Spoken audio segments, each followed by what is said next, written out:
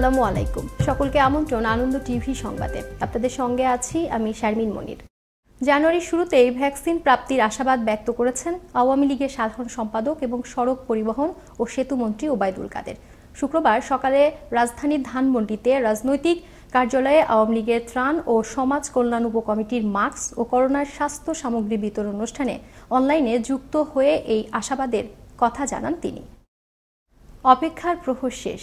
পদ্মা সেতুতে বসল 40তম স্প্যান। এখন দৃশ্যমান 6.15 কিলোমিটার সেতু। শুক্রবার মাঝ নদীতে 11 ও 12 নম্বর পিলারে স্প্যানটি বসানো হয়। আর মাত্র একটি স্প্যান বসলেই দৃশ্যমান হবে পুরো পদ্মা সেতু। বাকি স্প্যানটি বসবে আগামী সপ্তাহে। বিস্তারিত জানাচ্ছেন তরিকুল ইসলাম।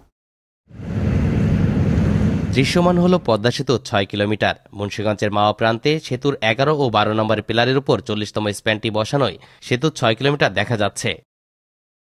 শুক্রবার 10:58 দিকে সেতুর 11 ও 12 নম্বর পিলারের উপর 40তম স্প্যান 2E সফলভাবে স্থাপন করা হয়। 39তম স্প্যান বসানোর 8 দিনের মাথায় বসানো হলো এই স্প্যানটি। আর এখন 150 মিটার দৈর্ঘ্যের একটি স্প্যান বসানো হলেই 6150 মিটার সেতুর অবকাঠামো দৃশ্যমান হবে। গেল 2 মাসে সেতুতে 8টি স্প্যান বসিয়ে রেকর্ড তৈরি করেছেন দেশি বিদেশি প্রকৌশলীরা। বিজয়ের মাসে 15 ডিসেম্বরের মধ্যেই স্প্যান বসানোর কাজটি সম্পন্ন করার ব্যাপারে আশাবাদী সংশ্লিষ্টরা।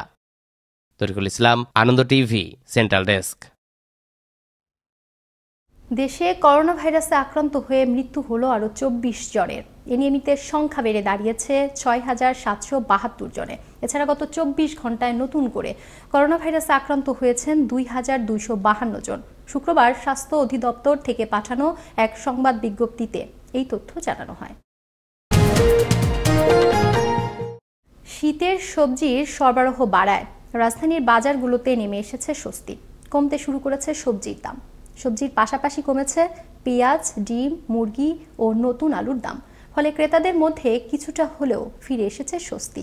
রাজধানীর বাজার ঘুরে এসে আরও জানাচ্ছেন জয়নাল আবেদিন। ক্যামেরায় ছিলেন শাহিন রেজা। শুক্রবার রাজধানীর বিভিন্ন বাজার ঘুরে দেখা গেছে সিমের কেজি বিক্রি হচ্ছে 20 থেকে 30 টাকা, যা গত সপ্তাহে ছিল 40 থেকে 50 টাকা। সিমের পাশাপাশি শীতের অন্যতম সবজি ফুলকপি ও বাঁধাকপির দামও কমেছে। নাগালের মধ্যেই রয়েছে লাউ, গাজর, মূলা ও করলার দাম। তবে আগের মতো চড়া দামে বিক্রি হচ্ছে টমেটো ও বরবটি। সমন্বয়ের অভাব, বাজার তদারকির অভাব, এটার কারণে আমরা এখনো মাসুল দিচ্ছি যারা আমরা এই নিম্নমধ্য বা নিম্ন মধ্যবিত্ত। সবজির দামটা হলো এইবারেই কমে। আমরা যে শীতের মৌসুমটা এখন আছি, তো যে জায়গায় এখন শীতের সবজি অনেকটা কম দাম হওয়ার কথা ছিল, তো এখনো সেই দামটা আমরা ন্যায্যটা পাচ্ছি না। আগের সপ্তাহে এই সপ্তাহে প্রতি কেজিতে 10 থেকে 20 টাকা একটা মালে কম।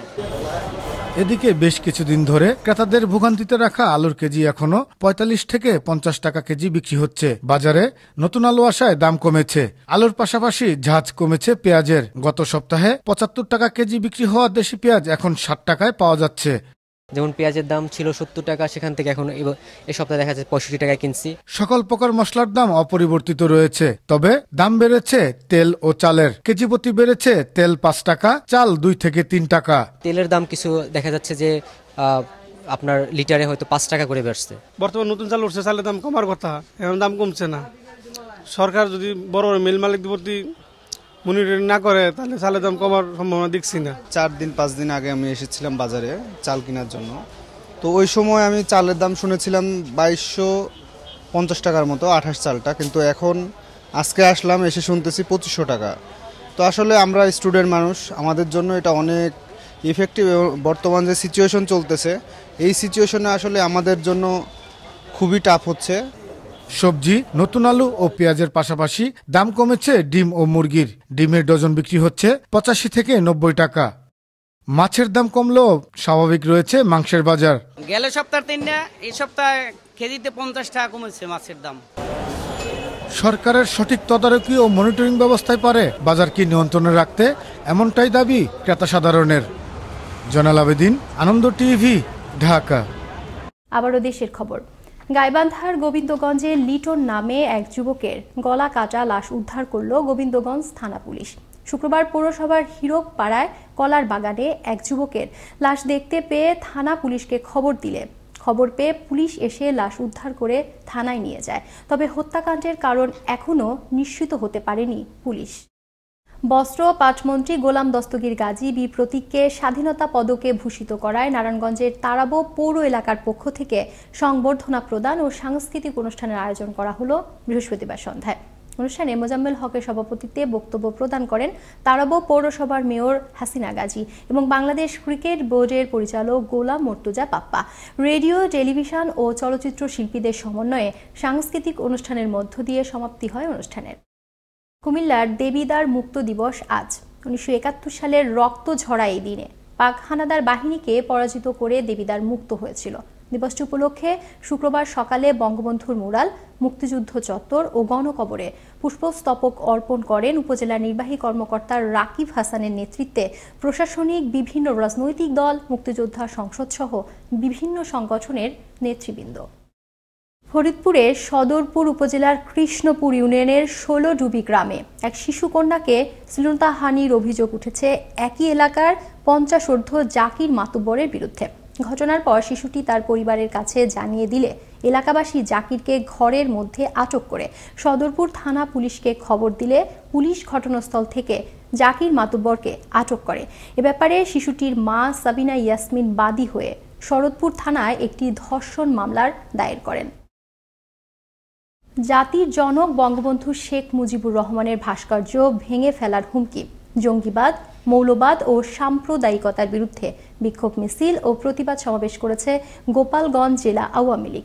শুক্রবার গোপালগঞ্জ জেলা আওয়ামী লীগের কার্যালয়ের সামনে থেকে মিছিলটি বের হয়ে স্থানীয় পৌর পার্কে সমাবেশ স্থলে গিয়ে শেষ হয়।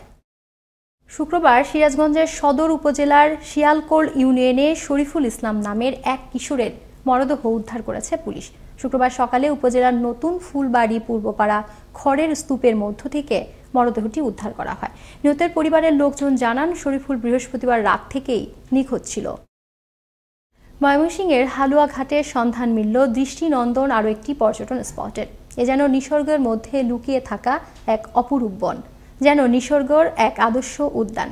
মেঘালয়ের কোল ঘেঁষে অপরূপ সুন্দর এই গারো পাহাড়ে পর্যটন কেন্দ্র গড়ে তোলার জন্য নেওয়া হয়েছে নানান উদ্যোগ। ময়মনসিংহ থেকে ওমর ফারুক সুমনের প্রতিবেদনে আরও জানাচ্ছেন মোস্তফা কামাল তোহা। ময়মনসিংহ হালুয়াঘাট সড়ক ধরে পাহাড়ি সীমান্ত গাবড়াখালী। হালুয়াঘাট সদর থেকে উত্তর দিকে মাত্র 4 কিলোমিটার দূরত্বের মধ্যেই বনটির অবস্থান। বিচিত্র প্রজাতির উদ্ভিদ ও প্রাণী নিয়ে এই গারো পাহাড়ে পর্যটন কেন্দ্রটি নির্মাণ করা হলে বিনোদন প্রেমীদের সৃষ্টি হবে অন্যরকম আকর্ষণ, আদায় হবে রাজস্ব। এখানে পিকনিক স্পট হলে সরকার অনেক রাজস্ব আদায় করতে পারবে, সেই সাথে এই এলাকার মানুষের আর্থিকভাবে স্বাবলম্বী হবে। গাবড়াখালীতে বিনোদন কেন্দ্র গড়ে তোলা হলে পর্যটকদের জন্য অপার সম্ভাবনা সৃষ্টি হলেও চিন্তিত স্থানীয়, তাই পুনর্বাসনের দাবি তাদের। পার্ক হওয়ার পরও থাকতে পারি, আমাদের কর্মসংস্থান হবে। আর এর যদি না হয়, আমাদের যদি এখান থেকে বের করে দেয়, তাহলে আমাদের জীবিকা নির্বাহের উপায় থাকবে না, বাঁচার কোনো উপায় থাকবে না। এখানে পার হলে আমরা যে ঘনবসতি এখানে বাড়িঘর করে থাকতেছি, আমাদের ব্যবস্থা সরকার কি করবে? আমাদের একটা ব্যবস্থা করে দেওয়ার জন্য মাননীয় প্রধানমন্ত্রীর কাছে আমরা অনুরোধ করতেছি। ইতোমধ্যে ময়মনসিংহ জেলা প্রশাসক মোহাম্মদ মিজানুর রহমান পর্যটন কেন্দ্র নির্মাণ করতে গাবড়াখালীর গারো পাহাড় করেছেন পরিদর্শন। একই সাথে পর্যটন কেন্দ্রটি নির্মাণ করতে প্রক্রিয়া শুরু করা হয়েছে বলে জানান এই কর্মকর্তা। আমরা সকলের সহযোগিতায় আশা করি যে একটি চিত্ত বিনোদন এর কেন্দ্র হিসেবে এবং এই বৃহত্তর ময়মনসিংহের একটি পর্যটন স্পট হিসেবে খুব শীঘ্রই এটি মাথা উঁচু করে দাঁড়াবে এবং সকলেরই অংশগ্রহণে এবং এই এলাকার উন্নয়নে এটি একটি মাইলফলক হিসেবে কাজ করবে। সরকারি বেসরকারি পৃষ্ঠপোষকতায় গারো পাহাড়ে পর্যটন কেন্দ্র নির্মাণ করা হলে একদিকে বাড়বে পর্যটক সংখ্যা, অপরদিকে অর্জিত হবে সরকারি রাজস্ব। তাই যাতায়াত ও ভৌত অবকাঠামো নির্মাণ সহ দ্রুত বিনোদন কেন্দ্রটি নির্মাণ করার দাবি সকলের। মোস্তফা কামাল তোহা, আনন্দ টিভি, ন্যাশনাল ডেস্ক। কেরানীগঞ্জ উপজেলার কোন্ডা ইউনিয়নের বাক্তারচর গ্রামে ফসলি জমিতে গুচ্ছ গ্রাম ও আশ্রয়ন প্রকল্প করার আশঙ্কার প্রতিবাদে মানববন্ধন করেছে এলাকাবাসী। শুক্রবার সকালে এলাকাবাসীর আয়োজনে অনুষ্ঠিত মানববন্ধনে বক্তারা অভিযোগ করে বলেন, এই প্রকল্প বাস্তবায়ন হলে মারাত্মক ক্ষতিগ্রস্ত হবে 1000 পরিবার। এই ছিল এখনকার মতো। আনন্দ টিভি সংবাদ দেখুন প্রতিদিন বিকেল 5:30 এবং রাত 9:30। করোনা থেকে আপনি এবং আপনার পরিবারকে সুরক্ষিত রাখতে স্বাস্থ্যবিধি মেনে চলুন। আনন্দ টিভির সঙ্গে থাকার জন্য সকলকে ধন্যবাদ।